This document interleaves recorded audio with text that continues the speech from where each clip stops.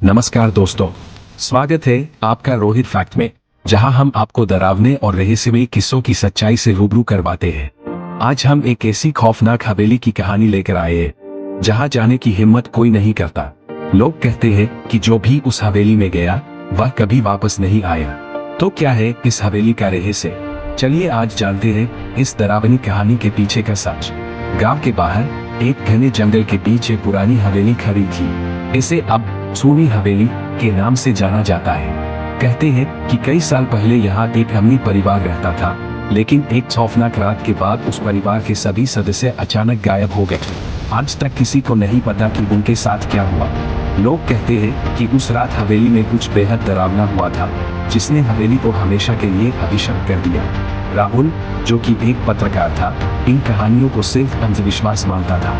उसने अपने दो दोस्तों आकाश और प्रिया के साथ उस हवेली में जाकर रात बिताने का निर्णय लिया। उनका मकसद था इन डरावनी कहानियों के पीछे की सच्चाई का पता लगाना। रात के समय जब वे हवेली पहुंचे तो हवेली का माहौल बेहद डरावना था। दीवारों पर जूं, मकड़ी के जाले और टूटी फूटी खिड़कियों के बीच हवेली जैसे उनकी निगरानी कर रही हो। जैसे ही वे अंदर दाखिल हुए, एक ठंडी हवा का झोंका उनके शरीर से गुजर गया। ऐसा लग रहा था जैसे कोई उन्हें देख रहा हो। प्रिया ने एक पुराने कमरे का दरवाजा खोला। कमरे के अंदर एक चूल्हा था जो बिना किसी के छुए अपने आप ही रहा।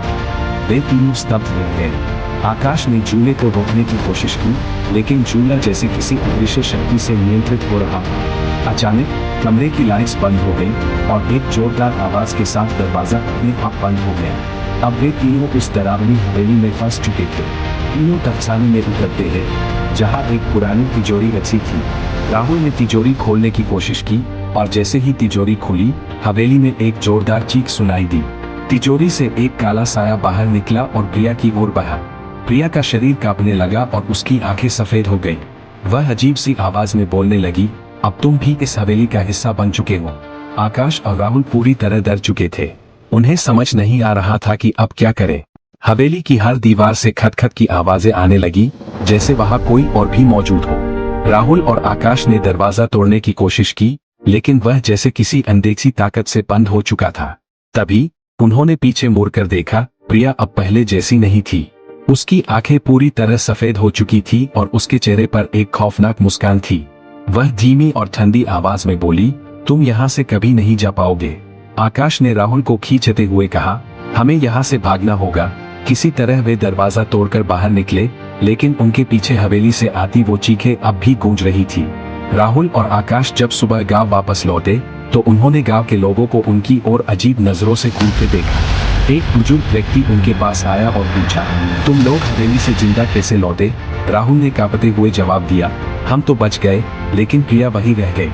बुजुर्ग ने गंभीरता से कहा, वह अब हवेली का हिस्सा बन चुकी है, जैसे उससे पहले कई और लोग बन चुके थे। राहुल और आकाश यह सुनकर सन्न रह गए।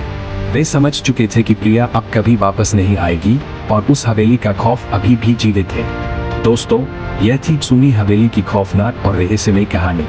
इस कहानी ने हमें दिखाया कि हर डरावनी जगह के पीछे कुछ ऐसा होता है जिसे हम समझ नहीं सकते। अगर आपको यह कहानी पसंद आई हो तो हमारे चैनल रोहित 4 फैक्ट को सब्सक्राइब करें और बेल आइकन को दबाना न भूलें, ताकि ऐसी ही और रहस्यमयी और सच्ची कहानियां आप तक सबसे पहले पहुंचे।